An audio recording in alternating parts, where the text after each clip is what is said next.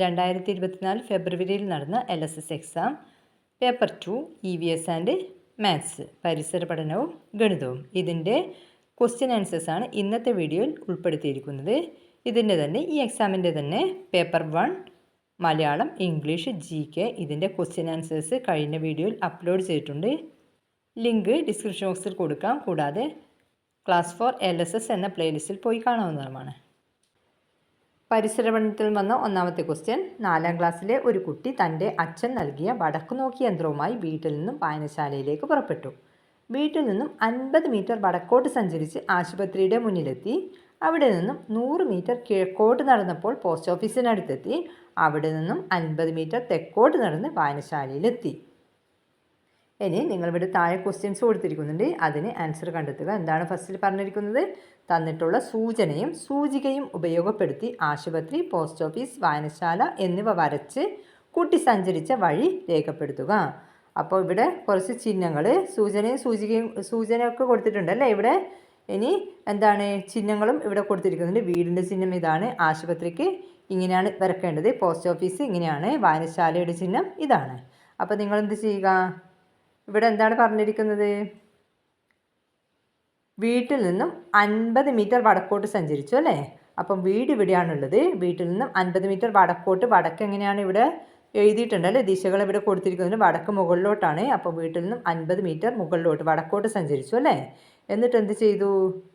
അവിടെ നിങ്ങൾ ചിഹ്നം വരക്കേണ്ടതുണ്ട്. ആശുപത്രിയുടെ ചിഹ്നം ഏതാണ്? പ്ലസ് അല്ലേ? അപ്പോൾ അതിൽ കൊടുത്തിരിക്കുന്നത് നല്ല നീറ്റായിട്ട് വരക്കുക. ഞാനിവിടെ റഫായിട്ട് ചെയ്തതാണ്. ഇതുപോലെ ചെയ്താൽ പോരാ, നിങ്ങൾ ഈ ബോക്സിൻ്റെ അകത്ത് നല്ല വൃത്തിയായിട്ട് വരക്കുക.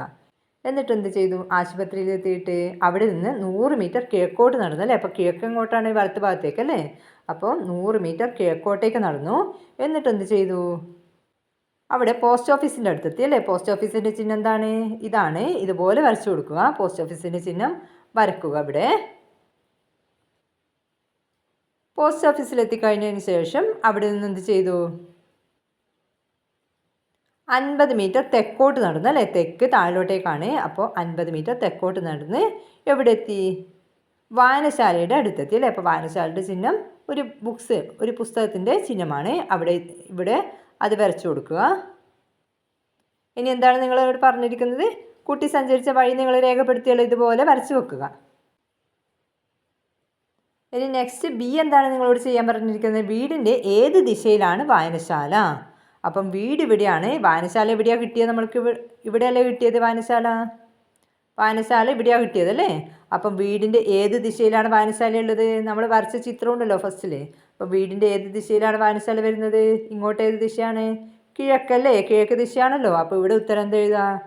കിഴക്ക് ദിശയിൽ, കിഴക്ക്. ഇനി നെക്സ്റ്റ് ക്വസ്റ്റ്യൻ എന്താണ്? വായനശാലയുടെ ഏത് ഭാഗത്താണ് ആശുപത്രി? അപ്പോൾ നമ്മൾക്ക് ഫസ്റ്റിൽ നമ്മൾ എങ്ങനെയാണ് വരച്ചത്? ഇവിടെ വടക്ക് ഭാഗത്ത് ആശുപത്രി എത്തി. അവിടെ നിന്ന് ഇവിടെ പോസ്റ്റ് ഓഫീസിലേക്ക് എത്തി അല്ലേ? പോസ്റ്റ് ഓഫീസിലെത്തി. ഇനി പോസ്റ്റ് ഓഫീസിൽ നിന്ന് താഴോട്ടേക്ക് തെക്കോട്ടേക്ക് വായനശാലയിലെത്തി അല്ലേ? അപ്പോൾ നിങ്ങളോട് എന്താണ് ചോദിച്ചിരിക്കുന്നത്? വായനശാലയുടെ ഏത് ഭാഗത്താണ് ആശുപത്രി? അപ്പോൾ വായനശാല ഇവിടെ ഉണ്ട്, ആശുപത്രി ഇവിടെയാണ്. ഇത് ഏത് ഭാഗമാണ്? വടക്ക് പടിഞ്ഞാറ് അല്ലേ? വടക്ക്, ഇത് വടക്കാണ്, പിന്നെ ഇപ്പത്തെ സൈഡ് പടിഞ്ഞാറാണ്. അപ്പോൾ ഏത് ഭാഗത്താണ്? വടക്ക് പടിഞ്ഞാറ് ഭാഗത്ത്. സി എന്താണ്? വിശാലമായ ഒരു ഭൂപ്രദേശത്തിൻ്റെ സവിശേഷതകൾ ഒരു കടലാസിൽ ചിത്രീകരിച്ചിരിക്കുന്നതിന് പറയുന്ന പേര് എന്താണ്? ഭൂപടം. നെക്സ്റ്റ് ക്വസ്റ്റ്യൻ, എത്ര സമയത്തിനുള്ളിലാണ് ദേശീയഗാനം ആലപിക്കേണ്ടത്? 52 സെക്കൻഡാണ്. നെക്സ്റ്റ്, ഒരു പ്രദേശത്തെ ജനങ്ങളുടെ പൊതു ആവശ്യങ്ങൾ നിറവേറ്റുന്നത് താഴെ പറയുന്നവരിൽ ഏതിൻ്റെ ചുമതലയാണ്? ഏതാണ്? തദ്ദേശ സ്വയംഭരണ സ്ഥാപനങ്ങളാണ്. നെക്സ്റ്റ് 5ാമത്തെ ചോദ്യം, ഒരു വിദ്യാലയത്തിലെ കുട്ടികൾ പഠനയാത്രയുടെ ഭാഗമായി സാരാനാഥിലെത്തി. അശോകസ്തംഭം കണ്ട കുട്ടികൾ അതിൽ കൊത്തിവച്ചിട്ടുള്ള ഏതെല്ലാം മൃഗങ്ങളുടെ രൂപങ്ങൾ കണ്ടിട്ടുണ്ടാകും? അപ്പോൾ അശോകസ്തംഭത്തിൽ ഏതെല്ലാം മൃഗങ്ങളുടെ രൂപങ്ങളാണുള്ളത്? സിംഹം, ആന, കുതിര, കാള. ഓപ്ഷൻ എ ആണ് ശരിയുത്തരം. അപ്പോൾ നിങ്ങൾ ഇവിടെ ബോക്സിൽ എടുത്തെഴുതണം കേട്ടോ. ഇത് ഉത്തരം ഇവിടെ എടുത്തെഴുതുക. നെക്സ്റ്റ് ക്വസ്റ്റ്യൻ, താഴെ കൊടുത്തിട്ടുള്ളവയിൽ കൂട്ടത്തിൽ പെടാത്തത് ഏത്? പ്ലാവാണ്. ഓപ്ഷൻ ഡി പ്ലാവാണ് ശരിയുത്തരം വരുന്നത്. ബാക്കി എല്ലാം 4 പേരുകളാണ്. പ്ലാവിനാണ് തായ് പേരുള്ളത്. 7ാമത്തെ ചോദ്യം താഴെ കൊടുത്തിരിക്കുന്നതിൽ തെറ്റായ ജോഡി ഏത്? തെറ്റായ ജോഡിയാണ് വേണ്ടത്. ബലമേറിയ പിൻകാലുകൾ തവളക്കുണ്ട്, ചർമ്മബന്ധിതമായ വിരലുകൾ താറാവിനുണ്ട്, ശ്വസിക്കാൻ സഹായിക്കുന്ന ശൽക്കങ്ങൾ മത്സ്യം അല്ലെ, ശൽക്കങ്ങളല്ല ശകുലങ്ങളാണ് വേണ്ടത്. അപ്പോൾ തെറ്റായ ജോഡി ഓപ്ഷൻ സി ആണ്. ശ്വസിക്കാൻ സഹായിക്കുന്ന ശൽക്കങ്ങളല്ല ശകുലങ്ങളാണ്. അപ്പം ഓപ്ഷൻ ഡി ആണ് തെറ്റായ ജോഡി കേട്ടോ. അപ്പം ഉത്തരം ഓപ്ഷൻ ഡി, ശ്വസിക്കാൻ സഹായിക്കുന്ന ശൽക്കങ്ങൾ എന്ന് ഇവിടെ ബോക്സിൽ എടുത്തെഴുതുക. നെക്സ്റ്റ് 8ാമത്തെ ചോദ്യം താഴെ പറയുന്നവയിൽ കടൽ തീരങ്ങളുള്ള ഇന്ത്യൻ സംസ്ഥാനങ്ങളുടെ ശരിയായ കൂട്ടം ഏത്? ഓപ്ഷൻ ബി ആണ് മഹാരാഷ്ട്ര, ഗുജറാത്ത്, ഒഡീഷ. നിങ്ങൾക്ക് മാപ്പ് നോക്കിയാൽ മനസ്സിലാകും. കടൽ തീരമുള്ള ഇന്ത്യൻ സംസ്ഥാനങ്ങളുടെ കൂട്ടം ശരിയായ കൂട്ടം മഹാരാഷ്ട്ര, ഗുജറാത്ത്, ഒഡീഷയാണ്. നെക്സ്റ്റ് 9ാമത്തെ ചോദ്യം രാജ്യസുരക്ഷയ്ക്കും ക്രമസമാധാനത്തിനുമെല്ലാമായി എപ്പോഴും ഉണർന്നിരിക്കുന്ന ഞാൻ ഒരു ആശയവിനിമയോപാധിയാണ്. ഞാൻ ആരാണെന്ന് പറയാമോ? വാക്കി ടോക്കിയാണ്. നെക്സ്റ്റ് ക്വസ്റ്റ്യൻ പാമ്പ് കടിയേറ്റാൽ പ്രഥമ ശുശ്രൂഷ നൽകേണ്ടതുണ്ട്. താഴെ കൊടുത്തിരിക്കുന്നവയിൽ ഒന്ന് ശരിയായ പ്രഥമ ശുശ്രൂഷയിൽ ഉൾപ്പെടുന്നില്ല. അത് ഏതാണ്? അപ്പം താഴെ കൊടുത്തിരിക്കുന്നതിൽ ഒന്ന് പ്രഥമ ശുശ്രൂഷയിൽ പെടുന്നില്ല. അതാണ് നിങ്ങൾ കണ്ടെത്തേണ്ടത്. ഫസ്റ്റ് നോക്കാം. കടിയേറ്റ ഭാഗം ഉയർത്തി വെക്കണം, കടിയേറ്റ ഭാഗം വൃത്തിയായി കഴുകണം. ഇത് നമ്മൾ ചെയ്യേണ്ടതാണ് അല്ലേ, പ്രഥമ ശുശ്രൂഷയിൽ ചെയ്യേണ്ടതാണ്. ബിയും പിന്നെ സി എന്താണ്? പാമ്പ് കടിയേറ്റ ആളെ നടക്കാനോ ഓടാനോ അനുവദിക്കരുത്. അതും ശരിയാണ്. കടിയേറ്റ ഭാഗം താഴ്ത്തി വെക്കണം, അതും ശരിയാണ്. അപ്പം തെറ്റായ ജോഡി ഏതാണ്? പ്രഥമ ശുശ്രൂഷയിൽ പെടാത്തത് കടിയേറ്റ ഭാഗം ഉയർത്തി വെക്കാൻ പാടില്ല. അപ്പം എ ആണ് നിങ്ങൾ എടുത്തെഴുതേണ്ടത്. കടിയേറ്റ ഭാഗം ഉയർത്തി വെക്കണം, ഇതാണ് പ്രഥമ ശുശ്രൂഷയിൽ പെടാത്തത്. നെക്സ്റ്റ് ക്വസ്റ്റ്യൻ അടപ്പില്ലാത്ത ഒരു കുപ്പിയെടുത്ത് അതിൻ്റെ അടിഭാഗം മുറിച്ചു മാറ്റുക. കുപ്പിയുടെ മുകൾ ഭാഗത്ത് ഒരു ബലൂൺ ഘടിപ്പിക്കുക. കുപ്പിയുടെ താഴ്ഭാഗം ബക്കറ്റിൽ നിറച്ചു വെച്ചിരിക്കുന്ന വെള്ളത്തിൽ കുത്തനെ താഴ്ത്തുന്നു. ബലൂണിനുണ്ടാകുന്ന മാറ്റത്തിന് കാരണമെന്ത്? മാറ്റത്തിന് കാരണം എന്താണ്? വെള്ളത്തിലുള്ള വായു അതിൻ്റെ അകത്തേക്ക് കയറുന്നു അല്ലേ.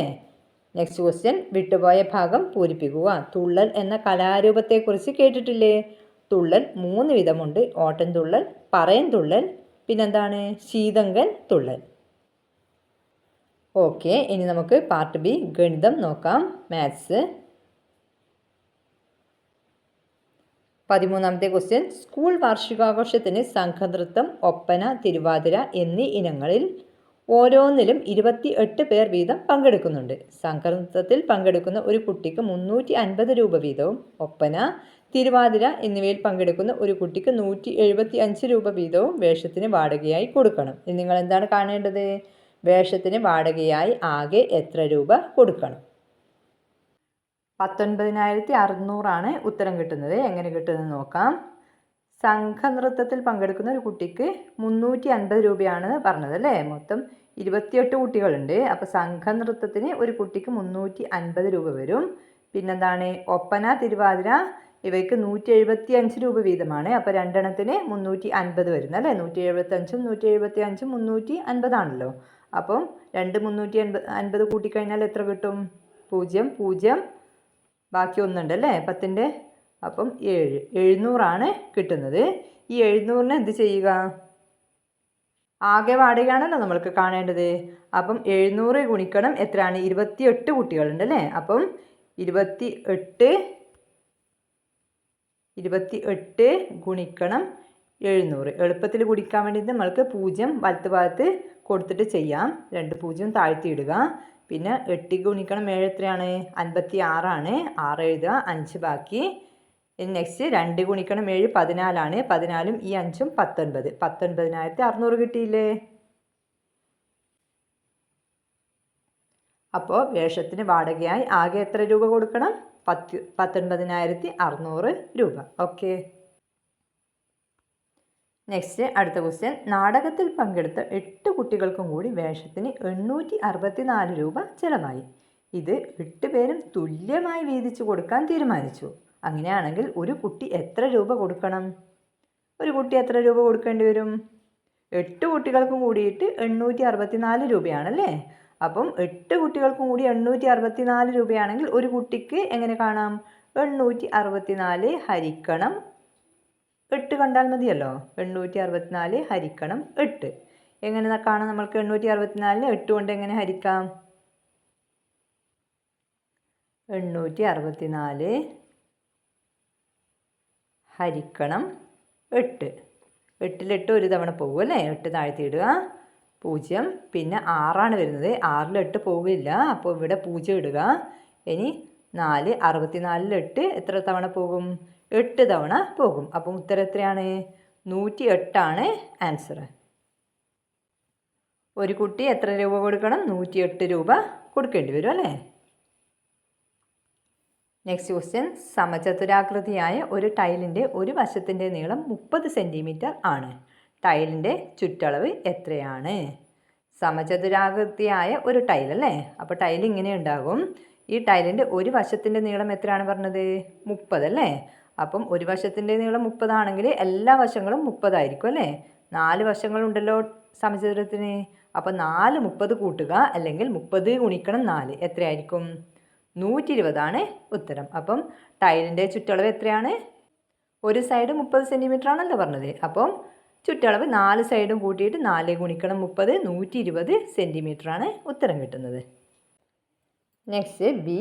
ഒരു ടൈലിനെ ഒരേപോലുള്ള ചതുരാകൃതിയായ 2 കഷ്ണങ്ങളാക്കിയാൽ ഒരു കഷ്ണത്തിൻ്റെ നീളം എത്രയാണ്? അപ്പം നേരത്തെ പറഞ്ഞ 30 സെൻറ്റിമീറ്റർ നീളവും വീതിയൊക്കെയുള്ള ടൈൽ തന്നെയാണ്. അപ്പം ഈ 30 സെൻറ്റിമീറ്ററുള്ള ഇതിനെ എന്ത് ചെയ്യുന്നു? 2 കഷ്ണങ്ങളാക്കുന്നു അല്ലേ? അപ്പം നടുക്കെ 2 കഷ്ണങ്ങളാക്കി.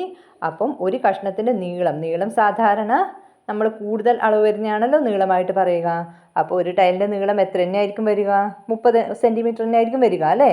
ഇവിടെ 2 കഷ്ണങ്ങളാകുമ്പോൾ 15 ആയിട്ട് മാറുന്നുണ്ട്. അപ്പോൾ നമ്മൾ ചതുരം പറയുമ്പോൾ കൂടുതൽ അളവ് വരുന്നതാണ് നീളമായിട്ട് കണക്കാക്കുക അല്ലേ? അപ്പോൾ 15 വീതിയാണ് വരിക. നീളം വരുന്നത് 30 സെൻറ്റിമീറ്റർ തന്നെയാണ്. ഓക്കെ. Next C. 4 ടൈലുകൾ സമചതുരാകൃതിയിൽ ചേർത്ത് വെച്ചാൽ അതിൻ്റെ ഒരു വശം എത്രയായിരിക്കും? അപ്പം ഇതേ 30 സെൻറ്റിമീറ്റർ നീളം വീതിയുള്ള ഈ ടൈലുണ്ടല്ലോ, ഇതിനെ 4 കഷ്ണങ്ങളും എന്ത് ചെയ്യുന്നു? 4 ടൈൽസ് സമചതുരാകൃതിയിൽ വെക്കുന്നു. ഇങ്ങനെ വെക്കുന്നു. അപ്പോൾ അതിൻ്റെ ഒരു വശം എത്രയായിരിക്കും എന്നാണ് ചോദ്യം. അപ്പോൾ എത്രയായിരിക്കും? ഇവിടെ 30 ഇവിടെ 30 ഉണ്ടാവും അല്ലേ? ഈ 30 കൂട്ടിയാൽ ഒരു വശം എത്ര കിട്ടും? 60 കിട്ടുമല്ലോ. അപ്പം ഉത്തരം എത്രയാണ്? 60 സെൻറ്റിമീറ്റർ ആണ് ഉത്തരം. നെക്സ്റ്റ് 2 ടൈലുകൾ ചേർത്ത് വെച്ചാൽ കിട്ടുന്ന ചതുരത്തിൻ്റെ ചുറ്റളവ് എത്രയാണ്? 2 ടൈലുകൾ ഇതുപോലെ ഒരുമിച്ച് ചേർത്ത് വെക്കുന്നു. അപ്പോൾ ഇതിൻ്റെ രണ്ടിൻ്റേതും എല്ലാ സൈഡുകളും 30 സെൻറ്റിമീറ്റർ ആണ് നീളം വീതിയും വരുന്നത് അല്ലേ? അപ്പോൾ നിങ്ങളോട് എന്താണ് ചോദ്യം? ഇങ്ങനെ 2 എണ്ണം ചേർത്ത് വെച്ചാൽ കിട്ടുന്ന ഈ ചതുരം ഉണ്ടല്ലോ, ഇതിൻ്റെ ചുറ്റളവ് എത്രയാണെന്നാണ് ക്വസ്റ്റ്യൻ. അപ്പോൾ എത്രയായിരിക്കും? ഇവിടെ 30 വരും, ഇവിടെ 30 വരും, ഇവിടെ 30, താഴെ 30 60 അല്ലേ? ഇനി ഇവിടെ 30. അപ്പോൾ എത്രയായിരിക്കും? മുകളിലും 60 താഴെ 60. 2 വീതി ചതുരത്തിൻ്റെ നീളം 60ഉം വീതി 30ഉമാണ്. അപ്പോൾ ഒരു ചതുരത്തിൻ്റെ ചുറ്റളവ് എങ്ങനെയാണ് കാണുക? എല്ലാ സൈഡുകളും തമ്മിൽ കൂട്ടിയാൽ മതി അല്ലേ? അപ്പോൾ എത്രയായിരിക്കും? 2 60 2 ഗുണിക്കണം 60 കൂട്ടണം 2 ഗുണിക്കണം 30 അല്ലേ? ഇങ്ങനെയാണ് നമ്മൾക്ക് കിട്ടിയത്. 60 60 30 30 അല്ലേ? അപ്പോൾ 2 60 120 120 കൂട്ടണം 2 30 60 അല്ലേ? 120 കൂട്ടണം 60 എത്രയാണ്? 180 അല്ലേ? ഉത്തരം 180 സെൻറ്റിമീറ്റർ. Next question. 35 നൂറുകളും 250 പത്തുകളും ചേർന്ന സംഖ്യ എത്ര ആയിരങ്ങൾക്ക് തുല്യമാണ്? 35 നൂറുകൾ 3500 അല്ലേ? കൂട്ടണം 250 പത്തുകൾ എത്രയാണ്? 2500. 250ൻ്റെ കൂടെ ഒരു 0 കൊടുക്കുക. പത്തുകൾ എന്ന് പറയുമ്പോൾ ഒരു 0 കൊടുക്കുക. അപ്പോൾ എത്ര? ഇത് കൂട്ടിയാൽ എത്ര കിട്ടും? 10 ബാക്കി 1 6 അല്ലേ? 6000 കിട്ടുന്നത്. 6000ത്തിൽ എത്ര ആയിരങ്ങളുണ്ട്? 6000ന് തുല്യമാണ് അല്ലേ? 6000ന് തുല്യമാണ്. Next 16ാമത്തെ question. 98 ഗുണിക്കണം 56ന് തുല്യമായത് താഴെ കൊടുത്തവയിൽ ഏതാണ്? ഓപ്ഷൻസ് നന്നായിട്ട് നോക്കുക. 90 ഗുണിക്കണം 8 കൂട്ടണം 50 ഗുണിക്കണം 6 അതല്ല അല്ലേ? നെക്സ്റ്റ് ബി എന്താണ്? 90 ഗുണിക്കണം 50 കൂട്ടണം 8 ഗുണിക്കണം 6 അതും അല്ല. ഓപ്ഷൻ സി എന്താണ്? 100 ഗുണിക്കണം 56 മൈനസ് 56 ഗുണിക്കണം 2. ഓപ്ഷൻ ഡി 98 ഗുണിക്കണം 100 മൈനസ് 98 ഗുണിക്കണം 2. ഇതിൽ ഫസ്റ്റ് നമുക്ക് നോക്കാം. 56നെ കൊണ്ട് ഗുണിക്കുന്നത് ഏത് മാത്രമേ ഉള്ളൂ? ഓപ്ഷൻ സി ആണ് വരുന്നത് അല്ലേ? 100 ഗുണിക്കണം 56 മൈനസ് 56 ഗുണിക്കണം 2 അല്ലേ? അപ്പോൾ 56നെ കൊണ്ട് തന്നെയാണ് ഗുണിക്കുന്നത്. ഇനി നമുക്കത് കറക്റ്റാണെന്ന് പറയാൻ പറ്റില്ല. അപ്പോൾ വീണ്ടും നമ്മൾ ചെക്ക് ചെയ്യുക. 98 ഗുണിക്കണം 56 തുല്യമായതാണ് അല്ലേ. അപ്പോൾ ഇവിടെ ഫസ്റ്റിൽ 100നെ 56നെ കൊണ്ട് ഗുണിച്ചു. എന്നിട്ട് എന്ത് ചെയ്തു? 100ൽ നിന്ന് 2 കുറച്ചാലാണ് 98 അല്ലേ. അപ്പം 98 ഗുണിക്കണം 56 ആണല്ലോ കാണേണ്ടത്. അതിന് ഓപ്ഷൻ സിയിൽ എന്ത് ചെയ്തു? ആദ്യം 100നെ 56നെ കൊണ്ട് ഗുണിച്ചിട്ട് 100ൽ നിന്ന് 2 മൈനസ് ചെയ്താലാണ് 98 കിട്ടുക. അപ്പോൾ 56നെ 2 കൊണ്ട് ഗുണിച്ചിട്ട് എന്ത് ചെയ്തു? അത് അതിൽ നിന്ന് മൈനസ് ചെയ്തു. അപ്പോൾ ഓപ്ഷൻ സി 100 ഗുണിക്കണം 56 മൈനസ് 56 ഗുണിക്കണം 2 ശരി ഉത്തരം. ഓക്കെ. ഇനി നെക്സ്റ്റ് ക്വസ്റ്റ്യൻ. 7:40 മംഗലാപുരത്ത് നിന്ന് പുറപ്പെടുന്ന ഒരു തീവണ്ടി അതേ ദിവസം 19:25 തിരുവനന്തപുരത്ത് എത്തിച്ചേർന്നു. ഈ യാത്രയ്ക്ക് ആകെ എടുത്ത സമയം എത്രയാണ്? അപ്പോൾ സാധാരണ രീതിയിൽ നിങ്ങൾ കുറച്ചാൽ പോരാ. 19:25 കുറക്കണം 7:40 കണ്ടാൽ ആൻസർ കിട്ടില്ല. എന്ത് ചെയ്യുക നിങ്ങൾ? സമയമാണല്ലേ. അപ്പം 1 മണിക്കൂർ എന്ന് പറയുന്നത് 60 മിനിറ്റാണ്. അതിനനുസരിച്ച് നിങ്ങൾ ഉത്തരം കണ്ടെത്തേണ്ടതുണ്ട്. 7:40 കൂടെ എത്ര കൂട്ടിയാലാണ് 8 മണിയാവുക? 20 മിനിറ്റ് കൂട്ടണം അല്ലേ. അപ്പോൾ ഈ 8ൻ്റെ കൂടെ എത്ര കൂട്ടിയാൽ 19 ആകും? 11 കൂട്ടുക. അപ്പോൾ 11 മണിക്കൂറും 7:40 ബാക്കിയുള്ള 20 മിനിറ്റ് ഉണ്ടല്ലോ. അപ്പോൾ 11 മണിക്കൂറും 20ഉം പിന്നെ ഈ 19:25 25 കൂട്ടുക അല്ലേ. അപ്പോൾ 20ഉം 25ഉം എത്ര മിനിറ്റായി? 45 മിനിറ്റായി. അപ്പോൾ 11 മണിക്കൂറും 45 മിനിറ്റും. ഓക്കെ. Next question. 65 ഗുണിക്കണം 8ന് തുല്യമായ ഉത്തരം കിട്ടാൻ 130നെ ഏത് സംഖ്യ കൊണ്ട് ഗുണിക്കണം? അപ്പം 65 ഗുണിക്കണം 8 കാണേണ്ട കാര്യമില്ല. 60 നമ്മൾക്ക് എളുപ്പത്തിൽ എങ്ങനെ കാണാം? 65 ഗുണിക്കണം 8ന് തുല്യമായ ഉത്തരം കിട്ടാൻ 130നെ ഏത് സംഖ്യ കൊണ്ട് ഗുണിക്കണം എന്നാണ് ചോദ്യം അല്ലേ. 65ൻ്റെ നേരെ ഇരട്ടിയാണ് 130 അല്ലേ. അപ്പം 65ൻ്റെ നേരെ ഇരട്ടി 130 ആയതുകൊണ്ട് നമ്മൾ എന്ത് ചെയ്യാം? 130നെ എത്ര കൊണ്ട് ഗുണിച്ചാൽ 65 ഗുണിക്കണം 8ന് തുല്യമായ സംഖ്യ കിട്ടും? ഈ 8ൻ്റെ പകുതി കാണുക അല്ലേ. 8ൻ്റെ പകുതി 4 ആണല്ലോ. അപ്പം 130നെ 4 കൊണ്ട് ഗുണിച്ചാലാണ് തുല്യമായ ഉത്തരം കിട്ടുക. ഇനി നിങ്ങൾക്ക് ഇത് ശരിയാണോ എന്ന് ചെക്ക് ചെയ്യാൻ വേണ്ടിയിട്ട് നിങ്ങൾ ഗുണിച്ച് നോക്കുക. 65 ഗുണിക്കണം 8 520 കിട്ടുക. 130 ഗുണിക്കണം 4ഉം 520 തന്നെയാണ് കിട്ടുക. ഓക്കെ. Next question. 2 3 4 5 6 എന്നീ സംഖ്യകൾ കൊണ്ട് പൂർണ്ണമായി ഹരിക്കാവുന്ന സംഖ്യ ചുവടെ കൊടുത്തവയിൽ ഏതാണ്? അപ്പോൾ ഓപ്ഷൻസ് നോക്കുക. ഫസ്റ്റ് ഓപ്ഷൻ ഏതാണ്? 60 അല്ലേ. 60ൽ 2 പോകുമോ? 60 ഒരു ഇരട്ട സംഖ്യയാണ്. എല്ലാ ഇരട്ട സംഖ്യകളെയും 2 കൊണ്ട് ഹരിക്കാൻ സാധിക്കും അല്ലേ. അപ്പോൾ ഇനി 3നെ കൊണ്ട് ഹരിക്കാൻ സാധിക്കുമോ എന്നെങ്ങനെ നോക്കാം? 60 3ൻ്റെ ഗുണിതമാണോ? അതായത് 10 ഗുണിക്കണം 3 30 20 ഗുണിക്കണം 3 60 ആണല്ലേ. 30 60 ആണല്ലോ. അപ്പോൾ 3ഉം 60നെ 3നെ കൊണ്ടും ഹരിക്കാൻ സാധിക്കും. നെക്സ്റ്റ് 4 നോക്കാം. 60ൽ 4 പോകുമോ? 10 ഗുണിക്കണം 4 40 പിന്നെ ബാക്കി 20 വരുന്നത് അല്ലേ. അപ്പോൾ ബാക്കി 20 വരുന്ന സമയത്ത് 20 5 ഗുണിക്കണം 4 20 അപ്പോൾ 60ൽ 4ഉം പോകുന്നുണ്ട്. ഇനി 5 60 ഹരിക്കണം 5. 0ത്തിൽ അവസാനിക്കുന്ന സംഖ്യകളൊക്കെ 5ൻ്റെ ഗുണിതങ്ങളാണ്. അപ്പോൾ 60ൽ 5ഉം പോകും. 60നെ 5 കൊണ്ടും ഹരിക്കാൻ സാധിക്കും. 60നെ 6 കൊണ്ട് ഹരിക്കാൻ സാധിക്കുമോ? ഓക്കെ അല്ലേ. അതായത് 6 ഗുണിക്കണം 10 60 ആണല്ലോ. അപ്പോൾ 60നെ 6 കൊണ്ട് ഹരിക്കാൻ സാധിക്കും. അപ്പോൾ 2 3 4 5 6 എന്നീ സംഖ്യകൾ കൊണ്ട് പൂർണ്ണമായി ഹരിക്കാവുന്ന സംഖ്യ ഏത് തന്നെയാണ്? ശരി ഉത്തരം ഓപ്ഷൻ എ 60 ആണ് ശരി ഉത്തരം. നെക്സ്റ്റ് 20ാമത്തെ ക്വസ്റ്റ്യൻ. ഇത് ഒരു കലണ്ടറിൽ നിന്ന് വെട്ടിയെടുത്ത കളങ്ങളാണ്. ഈ കളങ്ങളിലെല്ലാം സംഖ്യകളുടെ തുക എത്രയാണ്? അപ്പോൾ നമ്മൾ കലണ്ടർ ഫില്ലാക്കുക. എങ്ങനെയാണ് വരിക? 7 കഴിഞ്ഞാൽ നെക്സ്റ്റ് നമ്പർ ഏതായിരിക്കും? 7ൻ്റെ താഴെ എത്ര വരും? 7ൻ്റെ കൂടെ ഒരു കലണ്ടറിൽ വരുന്ന സമയത്ത് 7ൻ്റെ കൂടെ 7 കൂട്ടുമ്പോഴാണ് നെക്സ്റ്റ് അടുത്ത റോല് വരുന്നത് അല്ലേ. അപ്പം 7 14 21 അതിൻ്റെ കൂടെ 7 ആഡ് ചെയ്താൽ 21 വരും അല്ലേ. ഇങ്ങനെ താഴെ വരും. ഇനി നെക്സ്റ്റ് അപ്പുറത്തേക്ക് നമ്മൾക്ക് എഴുതാം. 7 8 9 എഴുതാം. 14 കിട്ടിക്കഴിഞ്ഞാൽ 14ൻ്റെ അടുത്ത ഭാഗത്ത് 13 ആയിരിക്കും. വലത്ത് ഭാഗത്ത് 15 ആയിരിക്കും. ഇനി 21 ഉണ്ടല്ലോ. 21ൻ്റെ മുൻപിലത്തെ സംഖ്യ 20 ആയിരിക്കും. അതിന് തൊട്ട് മുമ്പ് 19 ആയിരിക്കും അല്ലേ. ഇതൊക്കെ കൂട്ടി നോക്കിക്കഴിഞ്ഞാൽ 126 ആൻസർ കിട്ടുക. നെക്സ്റ്റ് ക്വസ്റ്റ്യൻ 21ാമത്തെ ക്വസ്റ്റ്യൻ. 7007 മൈനസ് 4998 തുല്യമായത് ഏതാണ്? ശരിക്കും ഓപ്ഷൻസൊക്കെ ശരിക്കും ഒന്ന് ശ്രദ്ധിച്ച് നോക്കുക. അപ്പോൾ ഓപ്ഷൻ ബി ആണ് കറക്റ്റായിട്ട് വരുന്നത്.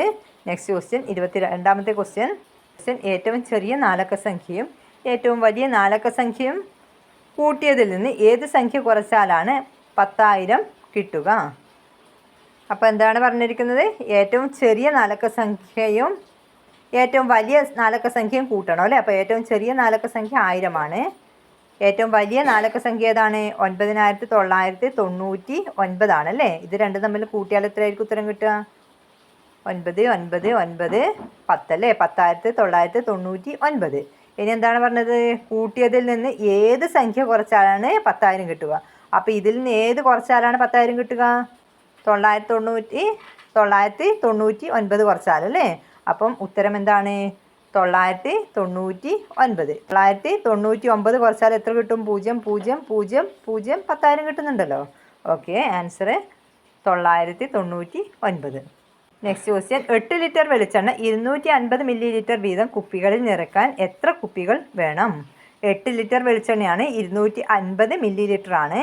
അപ്പം 1 ലിറ്റർ എന്ന് പറയുന്നത് 250. എത്ര 250 മില്ലി ലിറ്റർ കൂടിയാലാണ് 1 ലിറ്റർ ആവുക? 4 അല്ലേ? അപ്പോൾ 4 250 മില്ലി ലിറ്റർ കൂടിയാൽ 1 ലിറ്ററായി. അപ്പോൾ 8 ലിറ്റർ ആവാൻ എന്ത് ചെയ്യുക? ഈ 4നെ 8 കൊണ്ട് ഗുണിക്കുക. അപ്പോൾ 4 ഗുണിക്കണ 8 എത്രയായിരിക്കും? 32 കുപ്പികൾ വേണം അല്ലേ? നെക്സ്റ്റ് 24ാമത്തെ ക്വസ്റ്റ്യൻ. താഴെ കൊടുത്ത ചിത്രങ്ങളിൽ നിറം കൊടുത്തിരിക്കുന്നത് അരഭാഗം അല്ലാത്തത് ഏതാണ്? അരഭാഗം അല്ലാത്തത് വരുന്നത് ഏതാണ്? ഫസ്റ്റ് 2ൽ ഫില്ല് ചെയ്തിട്ടില്ല, 2ൽ ഫില്ല് ചെയ്തിട്ടുണ്ട്, അപ്പോൾ അരയാണ്. ഇനി ബിയിലോ 3ൽ ഫില്ല് ചെയ്തിട്ടുണ്ട് അല്ലേ? 1ൽ മാത്രമാണ് ഫില്ല് ചെയ്യാത്തത്, അപ്പോൾ ഇത് അരഭാഗമല്ല. അപ്പോൾ ഓപ്ഷൻ ബി ആണ് അരഭാഗം അല്ലാത്തത്. ഓക്കെ, നെക്സ്റ്റ് വീഡിയോ ലഭിക്കുന്നതിനായി എല്ലാവരും മറക്കാതെ ചാനൽ സബ്സ്ക്രൈബ് ചെയ്യണേ. Thank you for watching.